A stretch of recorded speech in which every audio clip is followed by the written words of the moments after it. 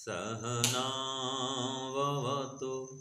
सहनौ भुनक्तु सह वीर्यं करवावहै तेजस्विनावधीतमस्तु मा विद्विषावहै। ओम शांति शांति शांति।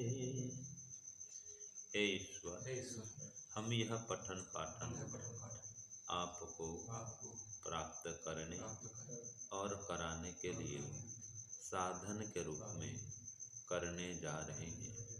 इस कर्म को और इसके कर्म फल को भी आपको अर्पित करते हैं।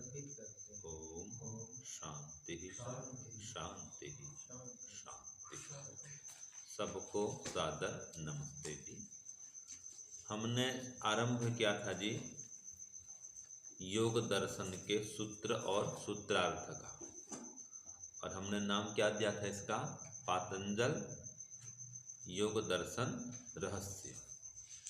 तो इस नाम से हम पाठ को चलाए और सूत्र सूत्रार्थ को हम आरंभ किए थे। सूत्र संख्या 11 तक हमने पढ़ा था, ठीक है। तो बस हर सूत्र में इसका रहस्य छिपा हुआ है। योग दर्शन का रहस्य हर सूत्र में है।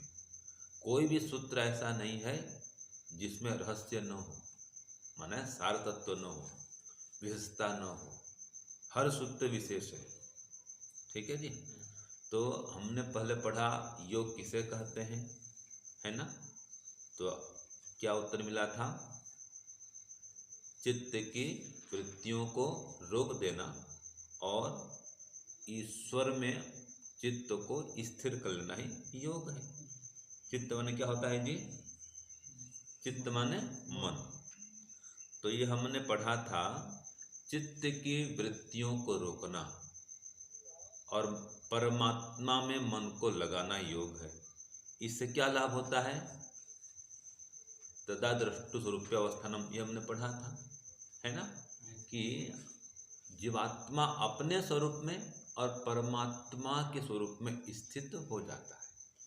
और अगर योग नहीं करेगा तो स्थिति कैसी होती है?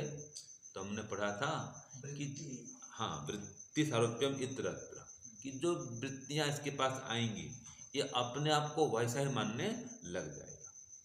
और वो जो वृत्तियाँ हैं 5 प्रकार की होती हैं, ये भी हमने पढ़ा था। कौन कौन सी वृत्तियाँ होती हैं 5 प्रकार की? पहले 5 का नाम बताइए। आप बताओ जी सूरज जी, 5 वृत्तियाँ कौन कौन सी होती हैं?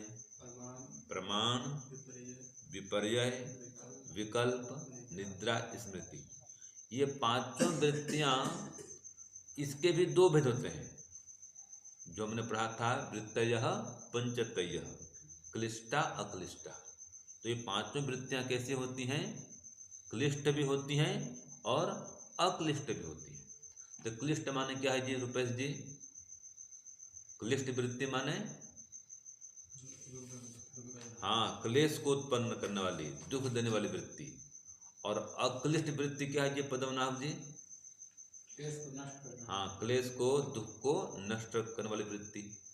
तो इन सभी वृत्तियों को रोकना ही योग है ना। तो हमने यहाँ तक पढ़ा था ये 5 वृत्तियाँ, इनकी परिभाषा। अब इनको रोकने का क्या उपाय है? तो सूत्र 12 में इसका उपाय बताया। तो आगे पढ़ेंगे सूत्र 12। बोलो। अभ्यास वैराग्याभ्याम तन्निरोधः। तो इन 5 वृत्तियों को रोकने का क्या उपाय है? इनके निरोध का क्या उपाय है? तो सूत्र में कहा अभ्यास और वैराग्य से इन 5 वृत्तियों को रोका जा सकता है, ठीक है ना जी। तो अभ्यास क्या है और वैराग्य क्या है आगे फिर बताया जाएगा। अभी तो ये उपाय बता दिया। बहुत लोग प्रश्न करते हैं, शंका करते हैं ना कि स्वामी जी, आचार्य जी, ध्यान करते हैं मन नहीं लगता है। सुना होगा आपने, मन टिकता नहीं है, मन स्थिर नहीं होता है। तो मन को स्थिर करने के लिए, मन को एकाग्र करने के लिए क्या उपाय बताया इसमें? अभ्यास और वैराग्य बढ़ाएं। तो अभ्यास से और वैराग्य से मन स्थिर होता है, चित्त एकाग्र होता है। तो ये अभ्यास क्या है और वैराग्य क्या है? तो सबसे पहले आगे सूत्र में आ रहा है अभ्यास क्या है। तो सूत्र 13 बोलो, तत्र स्थितो यत्नो अभ्यासः। ठीक है जी। अब वो जो हमने पढ़ा था अभी सूत्र 12 में कि अभ्यास और वैराग्य दोनों चित्त को स्थिर करने का उपाय है, तो इनमें से जो अभ्यास है वो क्या है? तो इसका उत्तर है चित्त की स्थिति के लिए। तत्र स्थितो माने चित्त की स्थिरता के लिए, चित्त की स्थिति के लिए जो यत्न माने प्रयत्न किया जाता है उसको अभ्यास कहते हैं। समझ गए जी? चित्त को स्थिर करने के लिए जो प्रयत्न किया जाता है उसको क्या कहते हैं? अभ्यास कहते हैं। और ये जो अभ्यास है ये आगे सूत्र में आ रहा है, लंबे काल तक करना पड़ता है, निरंतर करना पड़ता है तो सफलता मिलती है, तो अभ्यास में सिद्धि होती है। तो अभी तो इतना पढ़े, अभ्यास क्या है कि चित्त की स्थिरता के लिए जो प्रयत्न किया जाता है उसे अभ्यास कहते हैं।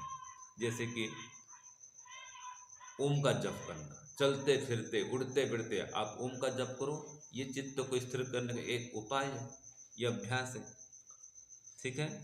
लगातार मन को शांत रखना, मन में ईश्वर प्रणिधान बना के रखना, ईश्वर का स्मरण करते रहना, ईश्वर का जप करते रहना, ये क्या है? अभ्यास है। चित्त को स्थिर करने का ये प्रयत्न हो रहा है, इसको अभ्यास कहते हैं। ठीक है ना जी। और ऐसे ही योग ग्रंथों को पढ़ना, योग दर्शन को पढ़ना, पढ़ करके जो उसमें उपाय बताए हैं उन उपायों का फिर जीवन में उसको उतारने के लिए प्रयत्न करना। ठीक है। जैसे आगे बहुत सारे उपाय बताएंगे इसमें, तो उन उपायों को जानना। जैसे कि एक सूत्र आता है, वीतराग विषयम व चित्तम। जो वीतराग योगी हैं उनके चरित्र का चिंतन करना और उनका अनुकरण करना। तो ऐसे ऐसे उपायों से अभ्यास सिद्ध होता है और चित्त की वृत्तियां रुकती हैं। तो यह अभ्यास कब तक करना पड़ेगा? ठीक है। ऐसा प्रयत्न कब तक करना पड़ेगा चित्त को स्थिर करने का प्रयत्न? तो उत्तर कहा सूत्र 14 में, बोलो, स तु दीर्घ काल नैरंतर्य सत्कारा सवितो दृढ़ भूमि ही। तो वो अभ्यास कब तक करना पड़ेगा? तो कहा दीर्घ काल पर्यंत, लंबे काल तक। लंबे काल तक मतलब क्या हुआ? जब तक असंप्रज्ञा समाधि न लग जाए। ठीक है। जब तक क्लेश दग्ध बीज न हो जाए तब तक। और निरंतर ये माने निरंतर, हर दिन करना पड़ेगा। हाँ जी। कब करना पड़ेगा? हर दिन, सुबह शाम 2 समय करना पड़ेगा। और सत्कार पूर्वक, श्रद्धा पूर्वक, ब्रह्मचर्य पूर्वक, विद्या पूर्वक इनका सेवन करना पड़ेगा। और ऐसा जो लगातार क्या हुआ, लंबे काल तक क्या हुआ, तपस्या पूर्वक, विद्या पूर्वक, ब्रह्मचर्य पूर्वक किया गया अभ्यास जो है वही दृढ़ भूमि को प्राप्त होता है, वही दृढ़ अवस्था वाला होता है। तो सूत्र का अर्थ क्या होगा कि वह अभ्यास लंबे काल तक, ठीक है, निरंतर तपस्या पूर्वक, ब्रह्मचर्य पूर्वक, विद्या पूर्वक, श्रद्धा पूर्वक सेवन किया गया दृढ़ अवस्था वाला होता है। ये आपका सूत्रार्थ हो गया। और सूत्र 13 का क्या अर्थ होगा? अभ्यास और वैराग्य से चित्त को स्थिर किया जाता है। यह मैंने सूत्र 12 पढ़ा था ना। तो उनमें से जो अभ्यास है वो क्या है?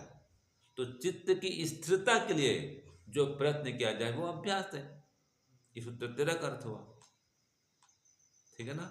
अब वो अभ्यास कब दृढ़ होता है? तो अभी सूत्र 14 में बता दिया कि लंबे काल तक करना है जी, निरंतर करना है जी। ये अभ्यास को तो दृढ़ होगा और श्रद्धा पूर्वक, ब्रह्मचर्य पूर्वक, सत्कार पूर्वक, तपस्या पूर्वक अनुष्ठान करना होगा, तो अभ्यास में सफलता मिलेगी। तो यह अभ्यास की बात हो गई। अब क्या था दूसरा उपाय? अभ्यास और वैराग्य। तो वैराग्य क्या है, इसका उत्तर दिया सूत्र 15 में। वैराग्य किसे कहते हैं, इसको महर्षि पतंजलि खोलकर बताते हैं। इसका रहस्य देखो। लोग क्या समझते हैं वैराग्य का मतलब? जंगल चल जाना, शरीर में राख लगा देना, ऐसा मानते हैं ना। खाली कॉपिन में रहना, ऐसा भी वो अर्थ लगाते हैं वैराग्य माने, जंगल में रहना, ठीक है नहीं। लेकिन वास्तव में रहस्य क्या है वैराग्य का? तो महर्षि पतंजलि बोलते हैं सूत्र में, बोलो, दृष्ट अनुश्रविक विषय वितृष्णस्य वशीकार संज्ञा वैराग्यम। दृष्ट और अनुश्रविक कहा गया है। तो दृष्ट विषय और अनुश्रविक कहो चाहे अनुश्रविक कहे, एक ही बात है। तो दृष्ट विषय माने जिनका आपने अनुभव किया है जीवन में, जिन विषयों का आपने अनुभव किया है वो दृष्ट विषय, जिनका आपने साक्षात्कार किया है वो दृष्ट। और अनुश्रविक माने जिसका आपने खाली श्रवण किया है, अनुश्रविक खाली श्रवण हुआ है, अनुभव नहीं हुआ उसका। जैसे मैं कहूँगा भाई देखो, हवाई जहाज में उड़ने में बड़ा आनंद आता है, ठीक है, ऐसा लगता है कि बस चारों ओर बादल के गलीचे बिछे में, गलीचे, बादल बादल, रुई रुई के समान, मखमल समान। तो रुई के ढेर में हम चल रहे हैं, बड़ा आनंद आता है। बादल के बीच में घुस जाता है प्लेन, ठीक है जी। तो जो नहीं चढ़ा है हवाई जहाज में, उसको अद्भुत लगता है। तो ये आपने सुन लिया, मैंने बता दिया। नीचे देखो, अगर बादल नहीं है, नीचे देखो तो बस वो बड़े बड़े नदियाँ, बड़ी बड़ी नदियाँ भी होता है, नालियाँ इस पर लगती हैं। मतलब कार भी माचिस के डिब्बे समान लगे, ठीक है जी। बड़े बड़े वो रोड भी एकदम संकरी। तो ये देखने का दृश्य आता है। तो आपने इसको सुन लिया, तो ये है अनुश्रविक विषय। और भी उदाहरण है। अदृष्ट माने रसमलाई आप खाए हैं, यह आपका दृष्ट विषय है। रसगुल्ला खाए हैं, ये दृष्ट विषय है। तो ऐसे दोनों विषयों में जिसका आपने अनुभव किया है, जिसका रस स्वाद आपने लिया है, जिसकी अनुभूति हुई है, वो दृष्ट विषय। और जिसका अनुभव नहीं हुआ, जिसका स्वाद नहीं मिला, वो क्या है? अनुश्रविक विषय। तो इन दोनों विषयों से तृष्णा का हट जाना और मन इंद्रियों पर पूर्णतया नियंत्रण हो जाना, यही वैराग्य है। ऐसी स्थिति ये वैराग्य की स्थिति है। और वो भी अपर वैराग्य, याद रखना। वैराग्य के दो भेद हैं, अपर वैराग्य और पर वैराग्य। तो पहले अपर वैराग्य की बात हुई इसमें, तो क्या उत्तर होगा? दृष्ट और अनुश्रविक विषयों से, ठीक है, तृष्णा रहित योगी की मन और इंद्रियों पर पूर्ण वशीकरण की जो अनुभूति है, वही अपर वैराग्य है। तो इसको अगर हम संक्षेप में कर दें तो देखे हुए विषय और सुने हुए विषय से मन का हट जाना और मन इंद्रियों पर पूर्णतया नियंत्रण हो जाना, यह वैराग्य है, जिसको यहाँ पर अपर वैराग्य कहा गया है। समझे जी पद्मनाभ जी? क्या समझे? अपर वैराग्य, हाँ, अपर वैराग्य क्या है? तृष्णा हट जाना। किन से? दृष्ट विषय और अनुश्रविक विषय। तो तृष्णा का हट जाना एक भाग हुआ, दूसरा भाग क्या है? मन इंद्रियों पर नियंत्रण होना, यह अपर वैराग्य हुआ, ठीक है ना।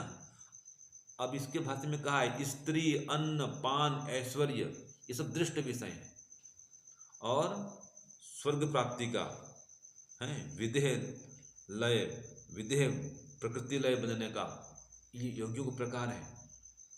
ये अनुसवी विषय हैं।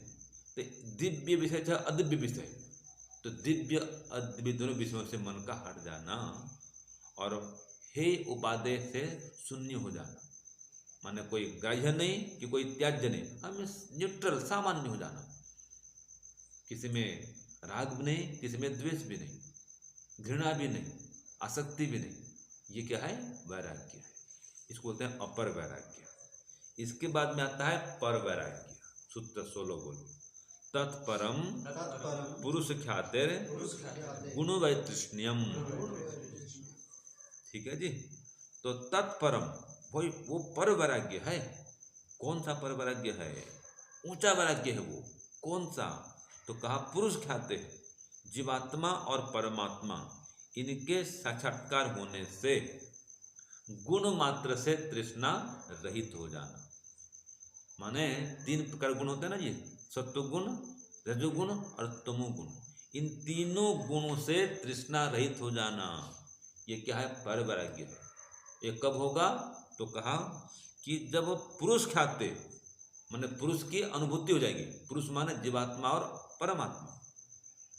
तो जीवात्मा और परमात्मा का साक्षात्कार होने से सूत्रार्थ क्या होगा?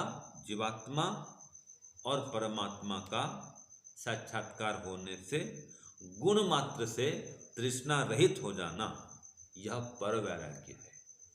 पर माने ऊंचा वैराग्य है। ये हो गया सूत्र 16 का अर्थ। तो जब तक ये पर वैराग्य नहीं होगा ना जी, तो असंप्रज्ञात समाधि नहीं लगती है, फिर ईश्वर साक्षात्कार भी कठिन है। तो पर वैराग्य साधन है, ठीक है ना जी। तो याद रखिएगा पर वैराग्य होने से ही आगे आप जीवन मुक्त हो सकते हैं, मुक्ति में जा सकते हैं। इसके बिना जीवन सफल होने वाला नहीं है।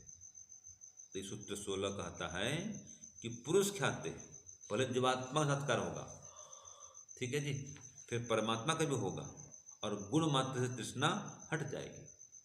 समझो पर वैराग्य है, ठीक है। अब ये हो गया सूत्र 16। तो ये अपर वैराग्य और पर वैराग्य ये दोनों ही समाधि के साधन हैं। अगर अपर वैराग्य होता है तो संप्रज्ञात समाधि लगती है, और पर वैराग्य होने से असंप्रज्ञात समाधि लगती है। समझ गए जी रुपेश जी? अपर वैराग्य होने से क्या होता है? संप्रज्ञात समाधि होती है, और पर वैराग्य हो जाए तो क्या होता है? असंप्रज्ञात समाधि होती है। तो संप्रज्ञात समाधि में क्या होता है? किन किन विषयों का साक्षात्कार होता है? अभी सूत्र 17 में बता रहा है। तो सूत्र 17 बोलो। वितर्क, विचार, आनंद, अस्मिता, रूपानुगमात, संप्रजात। हाँ, तो ये है संप्रजात समाधि।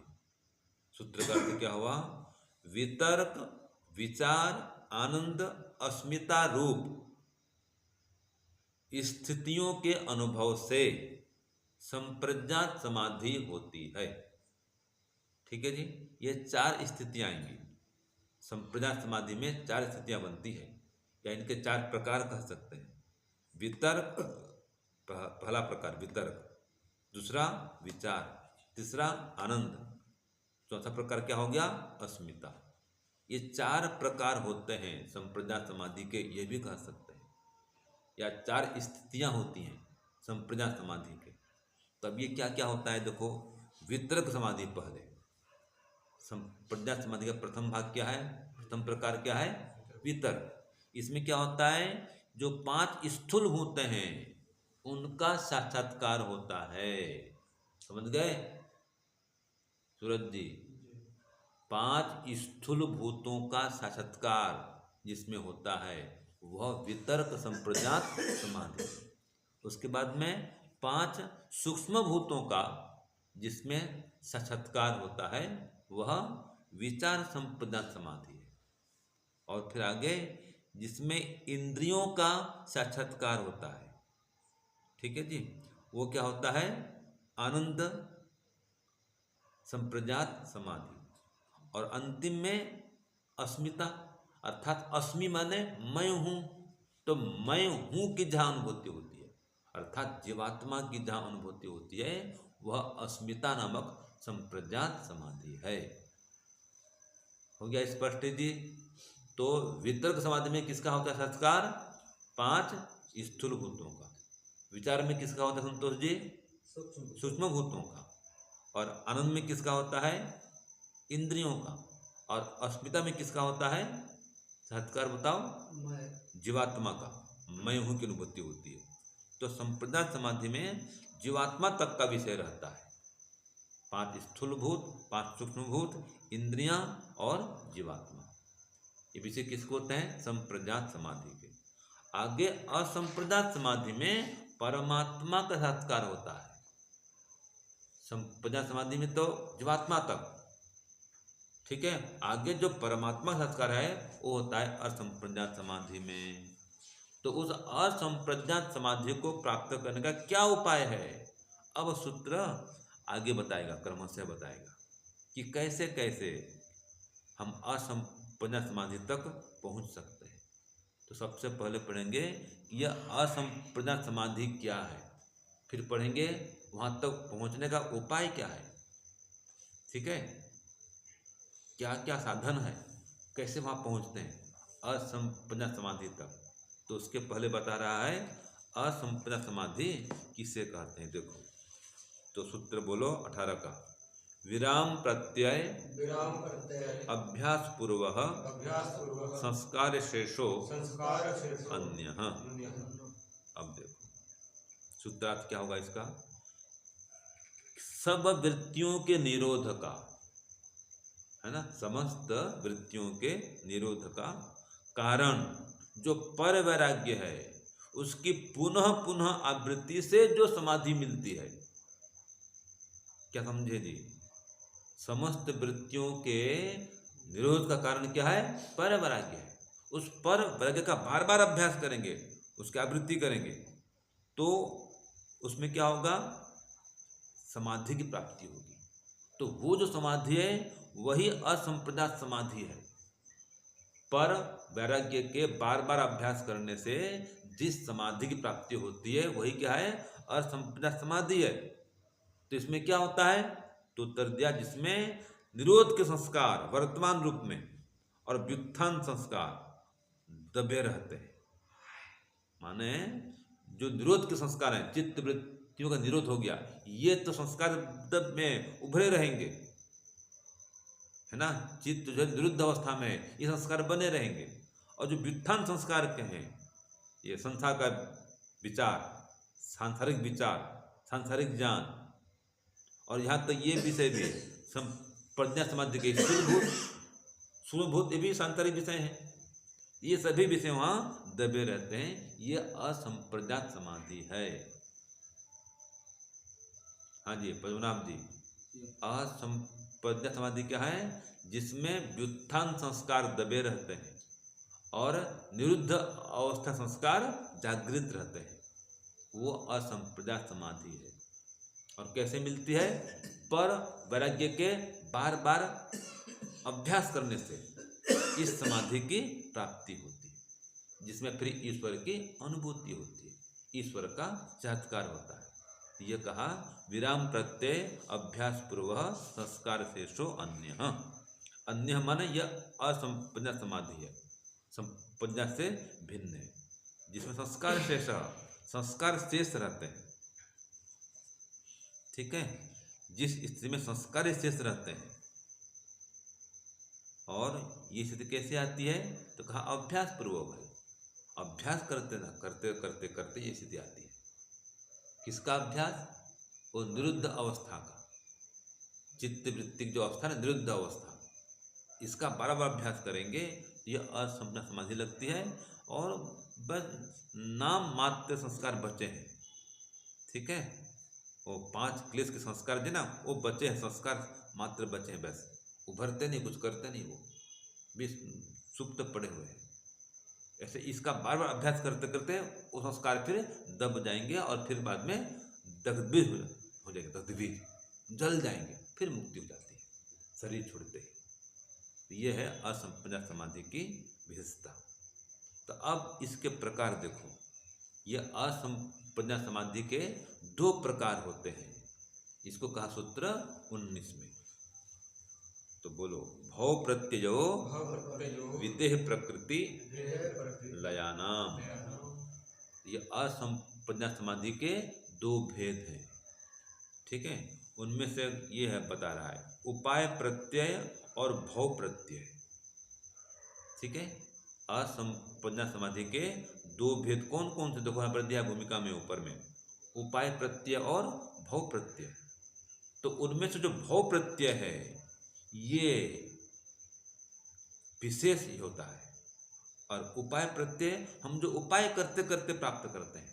और भव प्रत्यय माने विशेष कैसे, कि किसी का मरण देख करके वैराग्य हो गया, जैसे कि स्वामी सत्यपति जी, स्वामी दयानंद जी, ये भव प्रत्यय योगी हैं।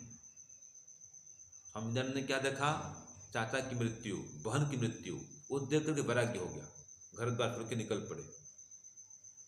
तो वो योगी क्या है, भव प्रत्यय योगी। स्वामी सत्यपति जी, वो उस समय क्या चल रहा था, जब देश आज़ाद हुआ, मारकाट, दंगे फसाद, हिंदू मुस्लिम में दंगे हो रहे थे, वो देख करके वैराग्य हो गया। तो स्वामी सत्यपति जी भव प्रत्यय योगी, स्वामी दयानंद जी भव प्रत्यय योगी। और जिनको ऐसी घटनाओं से वैराग्य नहीं होता है, बार बार मरण देख रहे हैं, ये सब देख रहे हैं, लेकिन वैराग्य नहीं हुआ, ये फिर होंगे उपाय प्रत्यय, जो क्रमशः यम नियम आसन प्राणायाम प्रत्याहार धारणा ध्यान इन सबका अभ्यास करते करते समाधि तक पहुंचेंगे। ये होते हैं उपाय प्रत्यय योगी। तो इनमें भी अब आ रहा है, जो भव प्रत्यय योगी होते हैं, इनकी चर्चा है कि भव प्रत्यय योगी के भी 2 भेद होते हैं, ठीक है। वो होते हैं विदेह योगी और प्रकृति लय योगी। समझ गए, ये भव प्रत्यय योगियों के और 2 भेद बता दिए, विदेह योगी और प्रकृति लय योगी। तो सूत्र का अर्थ क्या होगा, भव प्रत्यय योगियों के भी 2 भेद होते हैं, विदेह योगी और प्रकृति लय योगी। विदेह योगी कौन होते हैं, जो देह से मोह माया ममत्व को हटा देते हैं, अपने शरीर में आसक्ति नहीं रखते, ये होते हैं विदेह योगी। हाँ जी, समझे रुपेश जी, विदेह माने शरीर के मोह से ऊपर उठ गए, वो विदेह। और प्रकृति लय माने ये सत्व रज और तम जो प्रकृति है, इससे उत्पन्न महत्त्व अहंकार तन्मात्राएं, ये प्रकृति से उत्पन्न विकृति हैं। तो इनको अत्यंत परिश्रम पूर्वक मेहनत से जानेंगे, और जान करके इनमें भी दोष दिखेंगे, और ईश्वर की उपासना में लीन हो जाएंगे। वे होते हैं प्रकृति लय योगी। तो इस प्रकृति में और प्रकृति से उत्पन्न विकृति में वो दोष देखते हैं, भाई इनमें स्थिर सुख नहीं है, और दोष देख करके फिर ईश्वर में ही सुख देखते हैं, ईश्वर की उपासना में लीन होते हैं, वे कहलाते हैं प्रकृति लय योगी। तो विदेह योगी कौन थे, जो शरीर की आसक्ति से रहित होते हैं, वो विदेह योगी। और प्रकृति लय योगी माने जो प्रकृति और उससे उत्पन्न जो विकृति, इनमें दोष देख करके परमात्मा में लीन होते हैं, वे होते हैं प्रकृति लय योगी। ये दोनों ही भव प्रत्यय योगियों के प्रकार हैं। ये हमने पढ़ा सूत्र 19 में। अब अंतिम आ रहा है, उपाय प्रत्यय योगी कौन होते हैं। ठीक है जी, अंतिम सूत्र आज का। तो बोलो सूत्र, श्रद्धा वीर्य स्मृति समाधि प्रज्ञा पूर्वक इतरेषां। तो ये उपाय प्रत्यय योगी ऐसे होते हैं। कैसे होते हैं कि श्रद्धा माने रुचि, वीर्य माने उत्साह, स्मृति माने योग संबंधी पढ़ी सुनी बातों का स्मरण करना, और समाधि माने एकाग्रता, और प्रज्ञा माने एकदम भरा प्रज्ञा। इन सब के सहित जो असंप्रज्ञात समाधि होती है ना, ये उपाय प्रत्यय योगियों की होती है, जिसको कहा गया है भव प्रत्यय से भिन्न योगी, उपाय प्रत्यय योगी। और ये विदेह और प्रकृति लय से भी भिन्न होते हैं। तो सूत्र का अर्थ क्या होगा? विदेह योगी और प्रकृति लय योगी, ये जो भव प्रत्यय योगी थे, इनसे भिन्न योगियों की असंप्रज्ञात समाधि होती है। ठीक है ना जी?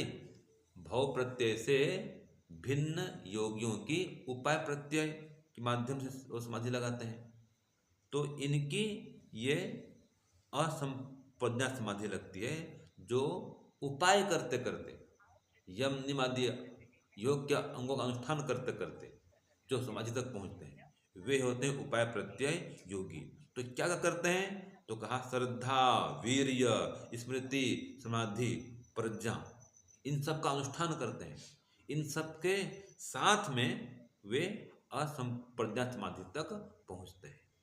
तो इन उपायों का अनुष्ठान करते हैं। तो श्रद्धा, रुचि उत्पन्न करते हैं ईश्वर में, बहुत रुचि चाहिए। पहले आज रुचि नहीं है कि मुझे ईश्वर से मिलना है, ईश्वर की अनुभूति करनी है, ये तीव्र इच्छा है क्या? बताओ। ये रुचि है, तो तीव्र रुचि नहीं है तो बस समाधि कैसे मिलेगी बताओ?